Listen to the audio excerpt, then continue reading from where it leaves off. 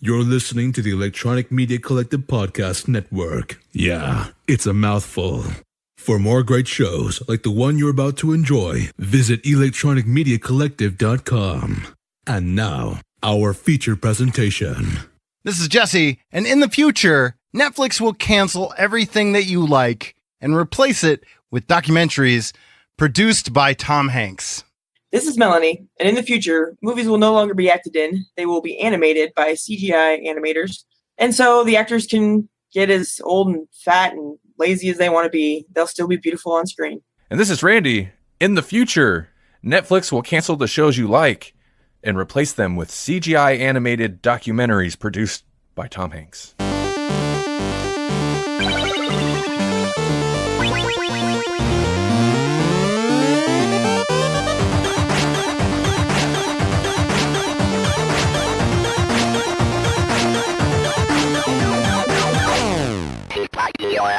Welcome to the Grawlix podcast. This is episode number 80. Ooh. 80. That's crazy like. It's already wearing its pants up to its nipples and It won't care. Nope. It'll just tell you what it thinks. Yep. To get off of our lawn. Yeah, yes. This episode is a poll list episode. But what's a poll list? poll list is a list that we put up a poll and you vote on it, and then we read what you pick by your vote. And you can vote on that or add to it at grawlixpodcast.com. It's on the homepage, or you can click the little tab menu, whatever. You can navigate to our poll list page, and you'll see the poll right there. What are we going to be reading for next month then? Man, that's a real good question. Oh, that's my job. Okay. On the poll list, we've got like 7 items. So if you want to add more, that's fine. But there's a lot to vote on right now. And the winner, number 8, the actual winner, is Tank Girl with 21% of the vote. Woohoo! Yeah. I'm down for Tank Girl. And then we have G.I. Joe and Chew in second place. They're tied. So Chew's good too. Well, you better go. You know what to do, Melanie. Yeah, I do. You can vote. You could rock the vote. Hey, you're allowed. It's November. Did you go out and vote, guys? I hope you did.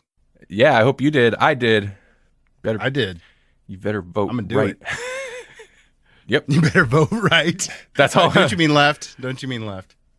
Oh, political. I thought I was keeping it like ambiguous, but I wasn't. You're right. No, yeah.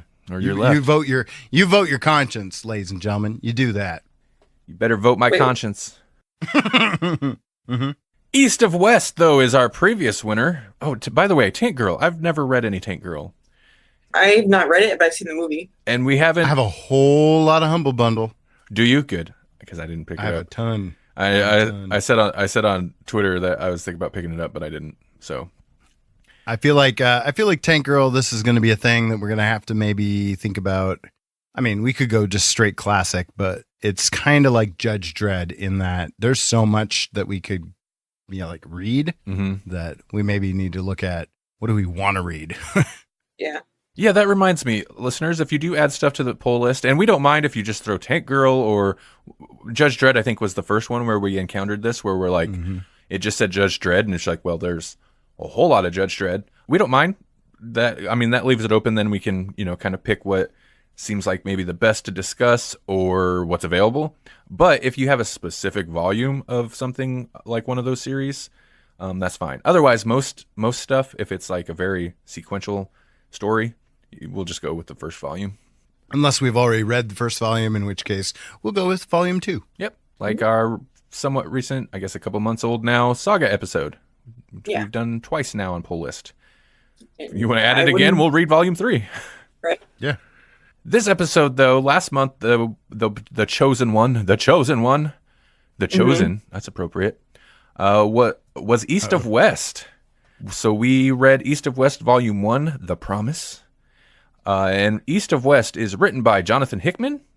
I can't recall what else we've read by him, but he has done a whole lot of work that people enjoy. Yeah, he writes things that people like, kind of like Brian K. Vaughan. Exactly. Art by Nick Dragato. Says the trade paperback was published September 11th, 2013. I don't remember. I do have this in singles. I read the trade for this episode, but it seems like maybe about a year or so I was buying these in singles. I can't. So that must have been probably 2011, huh? And this is published by Image Comics. Let's do a little synopsis here. And this is according to the Image Comics website. This is the world. It is not the one we wanted, but it's the one we deserve. This feels like that's a Batman. Wait a minute. I've heard that before. It is not the one we wanted, but it is the one we deserved. The four horsemen of the apocalypse roam the earth, signaling the end times for humanity, and our best hope for life lies in death. And so this was East of West number 1 through 5. Mm-hmm. So I had, like I mentioned I have collected the floppies for a while. So I've read this before. I know Melanie's read this before. It's been a long time. And so this was my second read of these first few issues. And I can't say for beyond this, but it definitely made more sense to me the second time. I remember being supremely confused the first time reading this. And at least this first part made a little bit more sense to me this time. Yeah, I agree. I read it once before, and on the reread, it did make more sense because there's a lot that is revealed later that until you know that, the beginning doesn't make it nearly as much sense. Mm-hmm. But knowing what I know now, it was much more cohesive. And this was a first time read for you, Jesse? Yes, I have not. I think I got this via Humble Bundle. Hey, just a side note, Randy, tell us about our affiliate link with Humble Bundle. Hey, we're a Humble partner. A Humble partner. If you want to make a Humble purchase, you should go to, it's not the most friendly, it's an affiliate link. humblebundle.com/? equals Grawlix podcast. Maybe I'll. Is it really? I think so. ? Equals, yeah. Maybe I'll come up with a redirect. I can do that. That's a thing I can do. Yeah, go to grawlixpodcast.com/humble. It'll redirect you. And then if you buy anything from the Humble store or get a Humble bundle, which the whole reason I signed Grawlix up as a partner is because me and Jesse I find we tend to recommend Humble bundles a lot because they have great deals, and the whole charity thing. So I was like, you know what? Let's get a piece of that. You can go down to the bottom and adjust where the money goes. Still give some to charity, but if you're feeling charitable, why not Zoidberg? Yeah, exactly. We can get a little percentage of that, and you get to decide the percentage, which I actually like quite a bit because most of the time when I buy stuff from Humble Bundle, I adjust the percentage myself and give give charities more because why not? The companies are doing a nice thing, but you know what? They don't need that big of a cut. Same with us. Right. Same with us. You know what? You could even put it, I don't know how low you can go, but you can put it down to nothing if you want. But hey, use our link and it's beneficial. Win-win-win. Yes. Oh, so, yeah. What was my point there? Oh, yeah. I got this through Humble Bundle, and this is the first time I'd ever read it. And yeah, it was totally confusing. I mean, I'm not totally confusing. I get the basic premise of it, but it really does plunk you down right in something that's been happening for a long time, and you're left to kind of figure it out along the way, which is fine. I actually prefer that, but you have to be ready to be in it for the long haul, I think, because obviously this stuff gets revealed over time. You see that within the course of the first 5 issues, even. Yeah, and I'll say more so from the first time I read it, I remember getting a little confused about which characters were for which nation or whatever. Mm-hmm. Like there's some of them that are a little bit similar, and I was like, wait a minute, is this the Union guy or the whatever guy type of thing? I mean, this time it was much easier, but either way, I like it. I loved it the first time I read it. I love it this time when I read it. Just so you guys know, since you don't remember any, the second book is even better. I was going to say, it checks a lot of my boxes. You start out with 3 of the 4 horsemen of the apocalypse, and so we're in the end times. So I tend to enjoy a good post-apocalyptic romp anyways. Throw the literal embodiments of the 4 horsemen of the apocalypse in there, and I'm probably on board. Yeah, it's great. It gets, I mean, I don't know if I would call it racist necessarily, but they definitely did some separating of peoples, and that's very stereotyped. That's maybe the only bad thing I can say about it, personally. Well, and right off the bat, they kind of, with the title, they go east of west. So we've got a little bit of like a a Western idea and we've got the Eastern idea, specifically in the new Shanghai country. Or I'm still kind of fuzzy on where these things are, because they'll say like across the world, but new Shanghai is not like where old Shanghai was. It's not literally across the world, is it? No. So, I mean, like that's the only thing, was like, I don't know where we are. like, is New Shanghai part of the United States now? It seemed like a lot of things are happening in the United States, but not everything was happening there. I think I'm not certain, but I want to say it's not really even relevant anymore. Like the continents aren't where they used to be or something of that nature. Oh, okay. So what used to be America isn't even there. It's mushed with some other place, or I don't know. So it starts off, with the four horsemen or three of the four horsemen of the apocalypse. So that's was that war, famine, or is it famine or pestilence? War, famine, and then sickness, which is pestilence, right? Yeah. Yeah, that's the three of them, and then death. Looks like it's war, conquest, and famine. And I don't know how much we can get into what happens or what we find out happened, but we always give spoilers anyway, right? Yeah. Just give a spoiler warning. Just, hey, we're doing spoilers now. So we start off and we find them being, I don't know, born or whatever, created again. There's only the three of them and then one's missing. And then shortly after that, you get to meet him. You get introduced to him, Death, the fourth one. But they're children, and he's an adult because he didn't actually die like he was supposed to or whatever to be reborn. He was still an adult from his last lifetime. And he's searching for something, and he's killing people along the way because, of course, he's dead, so that's what he would do. Yeah, I guess it is really confusing, isn't it? Well, it's like an alternate history. So, like, right after we see them being reborn, we also get the idea that this is happening, like, the timeline that we know has taken a turn somewhere around the Civil War. So this is like an alternate history, but in the future. When does this take place? Is it in the future? Is it still in like the 1900s? Oh, that's a good question. Because it's clearly an alternate history, because basically it takes a left turn right around the Civil War, and then a comet hits. And then it jumps. And it does say there are mentions of time frames because the first two parts of the message or whatever were written, and then like the third part, the final part, was written way later. And I'm not sure how long after that this story is supposed to take place. But it does seem futuristic. We got robot hands and all sorts of stuff. Yeah. But what makes it really weird, the setting is super interesting. It's got a mix of, saloons and Union soldiers running around, but also robots and weird robotic horse motorcycle things. You got a bartender with a cybernetic something going on. That eye. He's got one eye that's like all clockwork oranged open, and then you got another eye that's practically a sentient being under an eye on its patch. own. Yeah. It's really weird. I think it's kind of futuristic. I guess it could be now. It's just because of their alternate history, technology developed differently. And is there magic? I mean, other than like the death stuff, there's kind of like a magic because you've got Death's companions can turn into animals, and they call them witches. And I'm wondering if that gets explained, because I'm like, he alludes to this price that he's paid, and I assume that has something to do with them, because like he's changed quite a bit based on the flashbacks that we get later. You see elements of that in both of his companions. Yeah. 1908 was when the first two books of the thing message. were dropped. Oh, Yeah. okay. Or the prophecy, the apocalyptic prophecy, basically. And then the last one was whenever this Shanghai guy died. Okay. And that, the meteorite or whatever comet must have had a big impact on everything.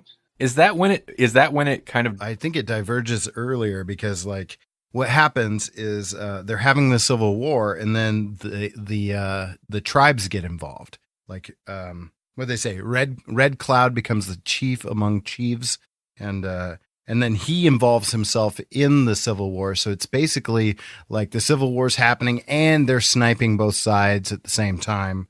And then the comet hits, and then they all decide to knock it off. It's pretty interesting.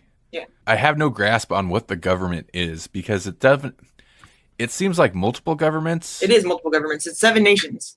Oh, yeah, is it? all in the United States or all in the Americas? Like, Yeah, it's the United States basically. Because there's the White Tower, the Black Tower, the what was there's we don't really get it. Yeah, the nation and the kingdom, and then let's see what else. What are the other ones? What's the New Orleans one? That's the kingdom. That's the kingdom, and then there's the Texas, like, is its own thing. don't mess with Texas. Reading through it this time, it didn't seem as confusing just because I feel like the really confusing stuff will be is yet to come, because this is just introducing people and situating them. It's a lot of people. It's a little confusing because it's a lot of people going after other people. Yeah. And for most of the time, you don't know who's like what. It doesn't help when they like kill off people either. I know that, although it was probably one of the best parts of the whole thing when after they killed the president, and then they just like kept killing everybody down the line until they got to somebody who believed in the message. Yeah. And how the 4 horsemen actually work is unclear. They definitely have some type of regeneration doctor thing going on. Right. I think it might be sciencey more so than magic. I could be wrong though. It's a science. It was magic. very Mum Ra from Thunder to go Thundercats on it. You know, it's like the ever living, and then War is like, I don't like this part. You know, and they're like, what, the killing? I like the killing. No, the being a kid. I used to be a warrior with, I don't remember the exact word, something like awesome lady parts. Now I'm a gross boy or something like that. I thought that was funny. Right. Which you don't understand until you get into the flashbacks that happen later in the book. I like the one of them though. It's like, no, I like this part when you go at him and there's like a little kid killing him and the look on their face. There's some clever banter, some fun narrative stuff. There's some really good lines and some dialogue and just sequences of just characters being cool. Like, well, yeah. There's a lot of that. There's a lot of like a man walks into a bar kind of thing. Mm-hmm. Oh yeah, when Death and his companions walk into that bar the first time, he picks a fight with these Union guys, and then of course they're not gonna they don't serve those kind, referring to like the Native American type. The witchy characters that he hangs out with. But then we get these crazy panels where it's just like chaos in the background. Those two are killing all the soldiers in the bar, and Death's standing there with the bartender, and he has this line about, well, that's a mighty grim look you're wearing.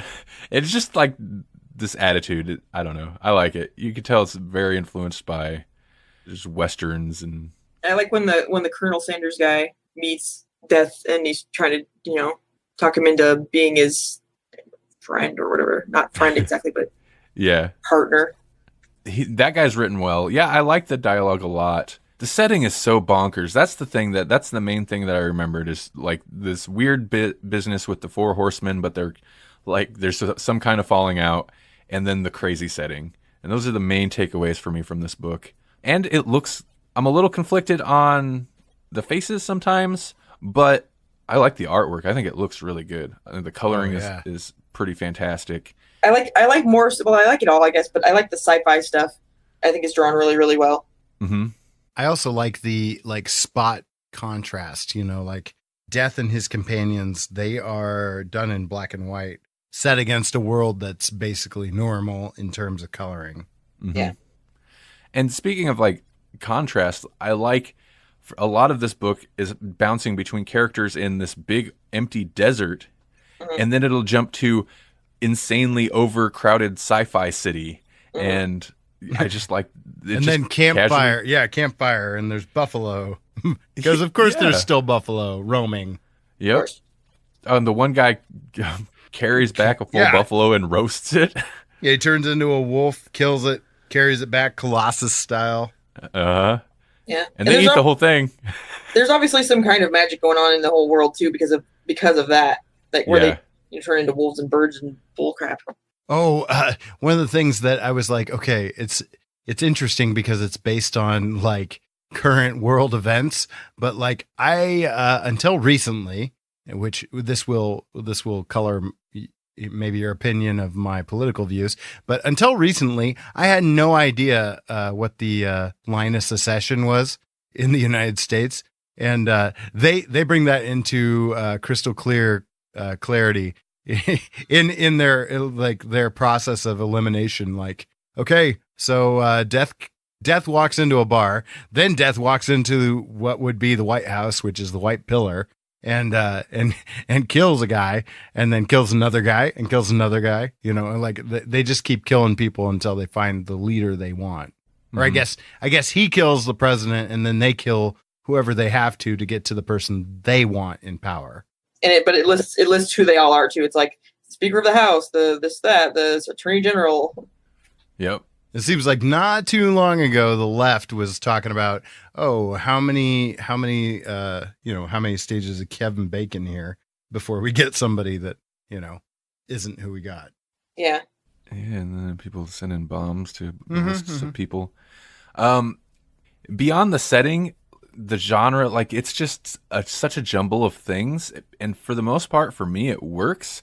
Because Death's on a revenge kick. He's doing his Western revenge movie thing. It's basically a revenge story.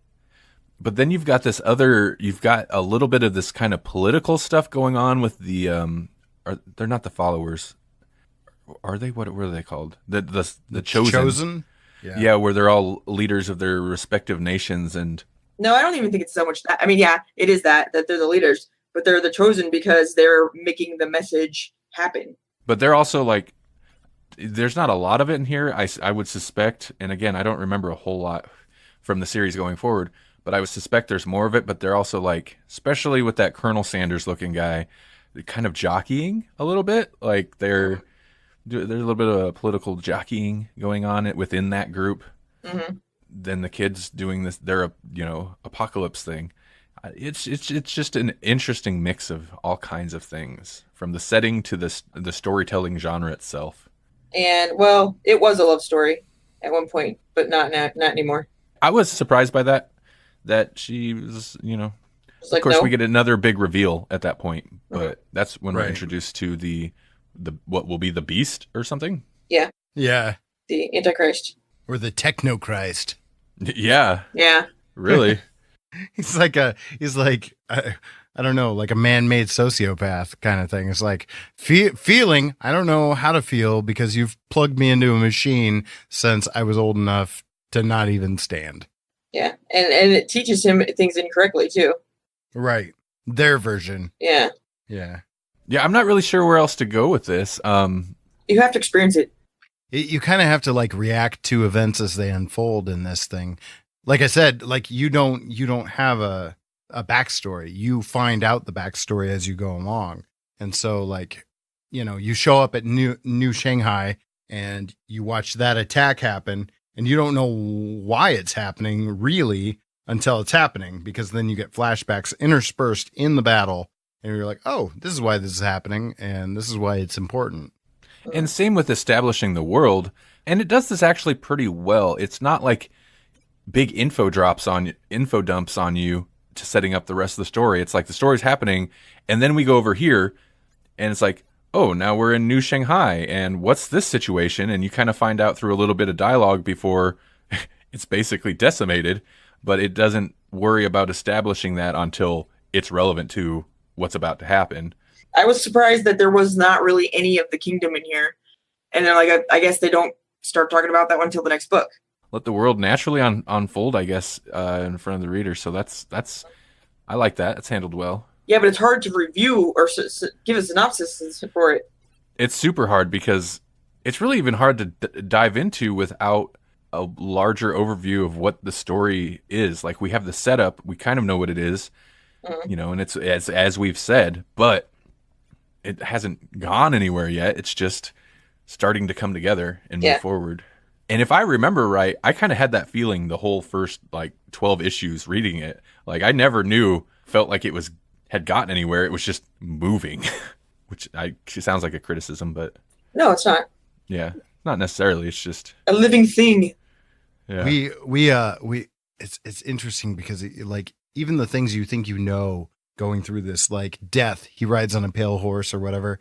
Well, he rides on this weird looking, I don't know, techno animal thing, and then he crashes that thing when he's doing the whole attack on New Shanghai, and then like this thing, like it crashes, but then it starts leaking like lava or something from what appears to be its eye, and it starts like attacking on its own, and then it starts blasting things like Cyclops. Yeah, that's wild. That's one of the craziest little things, because I think when you first see it, it's even like sitting down kind of, and it's shaped weird, and it's like, what is that? How did he just hops on this? It almost looks like a mini mechanical cement mixer.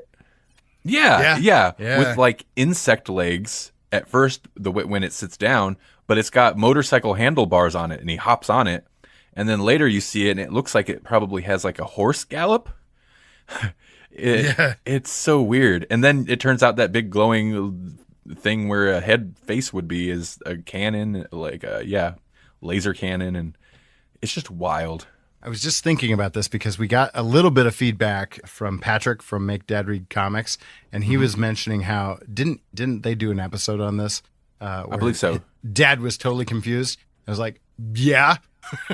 And yeah, this is even right up his alley, you know, like they would read a lot of alternate history kind of stuff.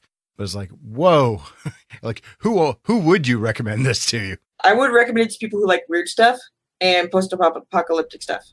Mm-hmm. Yeah, for sure. If you like Four Horsemen type stuff, this is, I mean, you're going to be hooked. Mm-hmm. Yeah, they're the main characters. Totally my type of book, man. It's like perfect for me.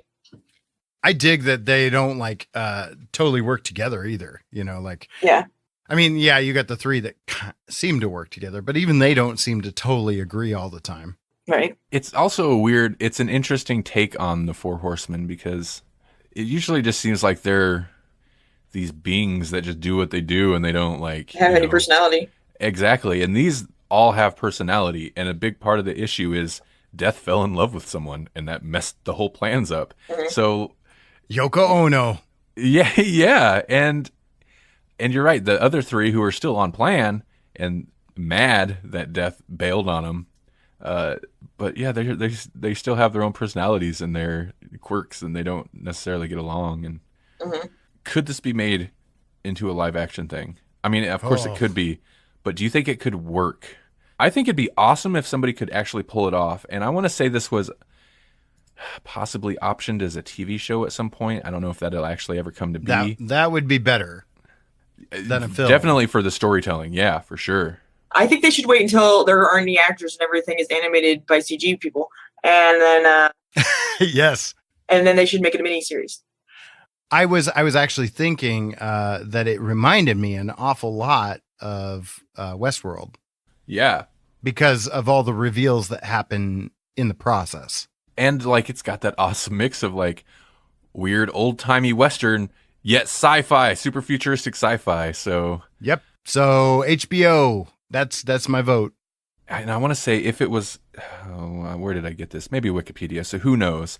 But I want to say Amazon might have been ones who optioned it. I'm looking at the Wikipedia page right now because I was curious about those Four Horsemen. But yes, to your question, Amazon Studios, Skybound Entertainment, and Hickman are developing an hour-long series with a word I can't pronounce. It was like, I think it was like a different title. Transhuman. Transhuman. I can pronounce that. It just looked weird. I'm not super familiar with a lot of Amazon stuff, but this seems like something they'd have to pour money into, because you are going to have to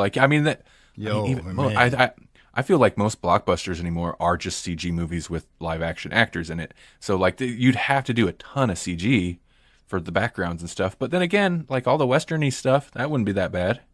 No. And you could scale back a little bit of the cyborgy stuff. Yeah. Yeah. It doesn't have to, like this, there's a lot of establishing shots in this to show you the world. And so, they don't necessarily have to do that all the time. So that would cut down on some of the CG budget. But I want to see how this mechanical horse thing works. Yeah, no doubt. I want to see it in motion. I bet it'd be creepy as. Yeah, if they did it right, I bet it would be creepy. It'd be like Tim Burton when he was still cool. Right? It was a long time ago. Oh, hot take. Oh boy. Not so hot of a take. No, I don't think so. I don't think anymore. I think a lot of people feel. What was it? I was talking to, name dropping here, and we talked about it last episode. Christopher R. Mim, we were talking about, like, he's a big fan of Tim Burton pre-Big Fish.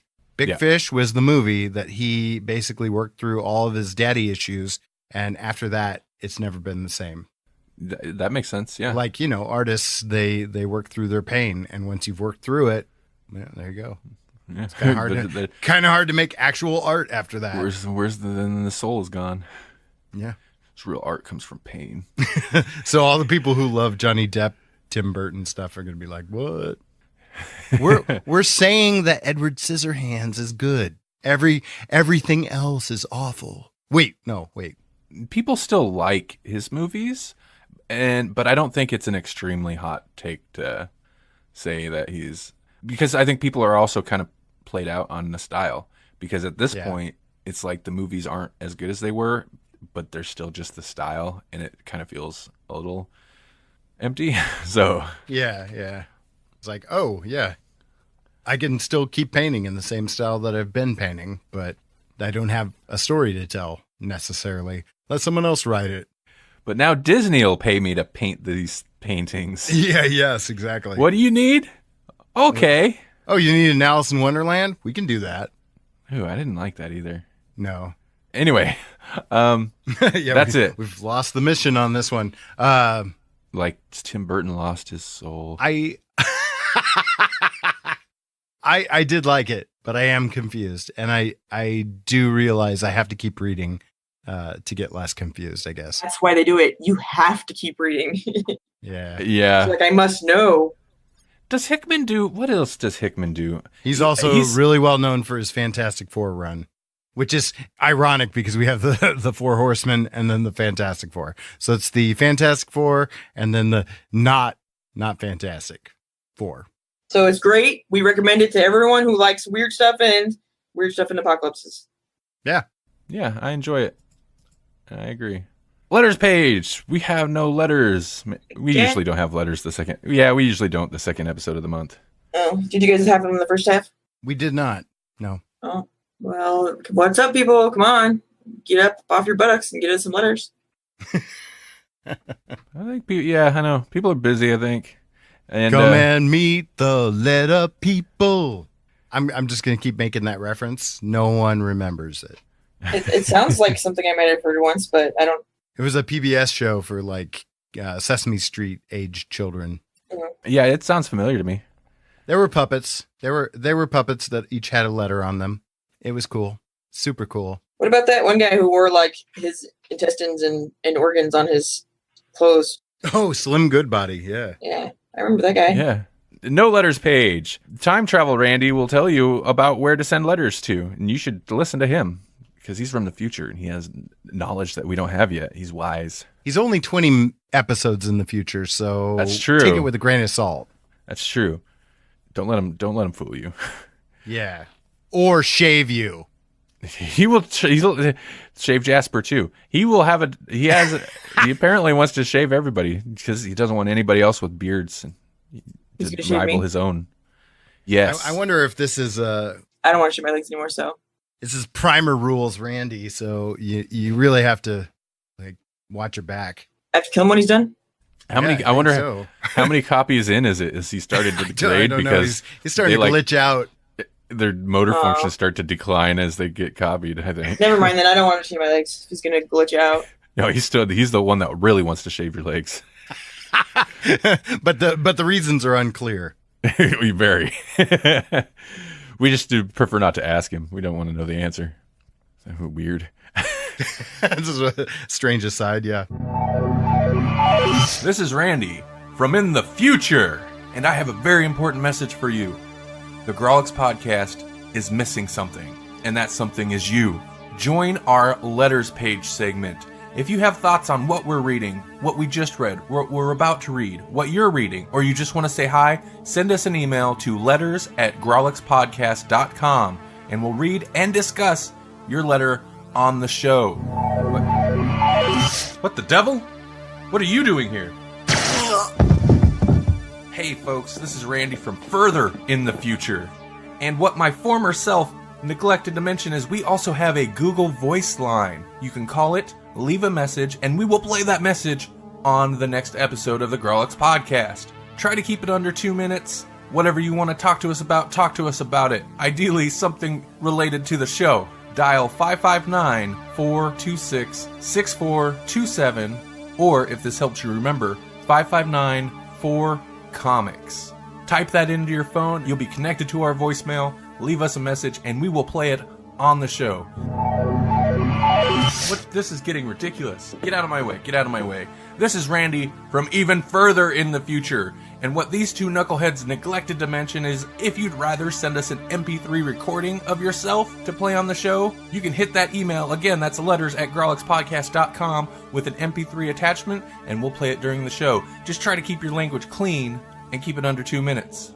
Also, hey Bonehead, did you just shoot our younger self? Yeah, it's cool. Shouldn't we be doing the Marty McFly disappear from the picture act right now? No, it's fine. He was a time remnant. Oh, a time. That doesn't make sense. A time remnant doesn't make sense. At some point, older Randy has to travel back to talk to younger Randy.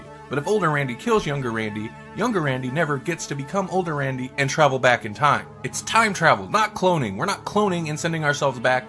We're just time traveling. You don't know that. We could be operating on primer rules. In that case, there can only be one. This is Jesse. It's a Grawlix of a thing, killing a man. Take away all he's got and all he's ever gonna have. This has been Randy. Grawlix has got nothing to do with it. This is Melanie. Are you mad at me for Grawlixing your friend?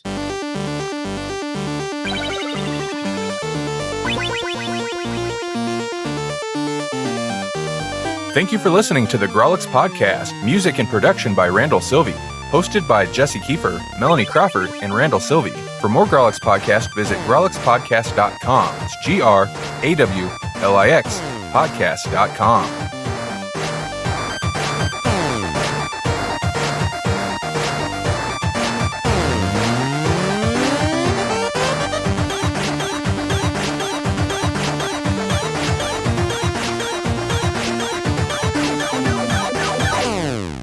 Hey, this was our Thanksgiving episode. So, pretty good time to have a story about, how we marginalize the Native Americans. You're right. Even in an alternate timeline. Even in an alternate timeline, they can't catch a break. Come on, Europeans. Man. Who are also my ancestors. Yes, I'm shaming you and myself. Well, we should. Yep. It continues today. Yep. Those who refuse to learn from the past are doomed to repeat it. Mm-hmm. Well, a lot of people don't pay attention to that. I know. That's hitting us real hard right now. Yeah, I know. It's not great. So, happy Thanksgiving. That's a Grawlix Thanksgiving send-off if ever I heard one. And if you're in the U.S., happy Thanksgiving. Just remember what your people did to get here. Right. And what you continue to do. If you're in Canada, what do they have? They have Boxing Day. That's Boxing Day around Thanksgiving. They already had their Thanksgiving like a month ago. Yeah. Oh, we missed it. They beat us to being thankful and grateful. They do it before Halloween? I feel like they're doing it well. Do they still do Halloween? There's countries that don't do Everyone Halloween. should do Halloween. Yeah. So if I show up, will they give me like imported donuts in my trick-or-treat bag? Yes. Oh, good. But the bag will be covered in maple syrup, so it'll be very, uncomfortable to carry. Yeah. Like really thinking a way around this. I'm trying to navigate this. Like, are they like America and they have like hand sanitizer little kiosks all over the place? Yes, I can't walk. I can't walk like 10 steps without a hand sanitizer thing in my buildings. They do, but it's maple syrup in there. Oh, okay. You got to have it at all times. I mean, consistency is key. I don't care what kind of consistency. Clearly syrupy, but people riff on Canada a lot, but you know what? If the main thing that we have to make fun of them is maple syrup, they're doing all right. Yeah, really, really. And that joke is pretty played out too. Like we got, that's how little we have on you. That's all we got on you. But we're going to keep hitting it. We'll keep hitting it because it's funny. I mean, what do we got? You can't make fun of us. There's nothing embarrassing about us. We don't do anything embarrassing. Nope. Just leave it at that. Oh, awkward.